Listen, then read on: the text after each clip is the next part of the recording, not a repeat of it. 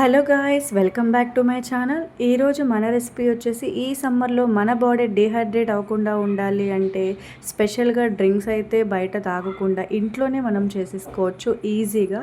ఇప్పుడు ఒక బౌల్ తీసుకొని దానిలో ఒక స్పూన్ వరకు సబ్జా గింజలను వేసుకొని దానిలో వాటర్ వేసుకొని నానబెట్టేసుకొని పక్కకు పెట్టుకోవాలి.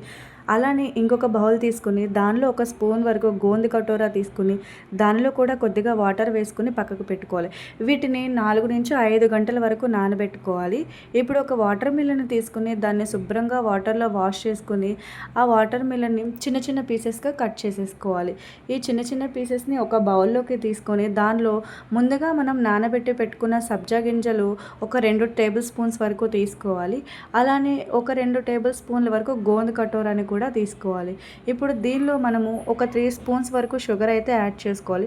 షుగర్ అనేది 2 to 3 స్పూన్స్ అయితే తీసుకోవచ్చు. నేనైతే 3 స్పూన్స్ వరకు తీసుకున్నాను. ఇప్పుడు షుగర్ వేసిన తర్వాత దీనిలో మనం కాచి చల్లారబెట్టుకున్న పాలనైతే వేసుకోవాలి. పాలని యాడ్ చేసిన తర్వాత ఒకసారి మిక్స్ చేసేసుకుని దీనిలో స్ట్రాబెర్రీ ఫ్లేవర్ సిరప్ని అయితే నేను ఒక 2 స్పూన్ల వరకు వేసుకున్నాను. స్ట్రాబెర్రీ ఫ్లేవర్ సిరప్ వేసిన తర్వాత దీన్ని ఒకసారి బాగా మిక్స్ చేసేసుకుని ఒక గ్లాస్లోకి సర్వ్ చేసేసుకుంటే పుచ్చకాయతో ఒక స్పెషల్ డ్రింక్ అయితే రెడీ అయిపోతుందండి. దీన్ని కాసేపు మనం ఫ్రిడ్జ్లో పెట్టుకుని సర్వ్ చేసుకున్నా బాగుంటుంది. అలా కాకుండా డైరెక్ట్గా తాగేసినా కూడా చాలా బాగుంటుంది.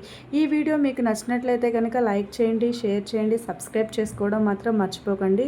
అలానే మీకు మరిన్ని ఇంట్రెస్టింగ్ వీడియోస్ షేర్ చేస్తానని అనుకుంటున్నాను. Thank you so much. Bye.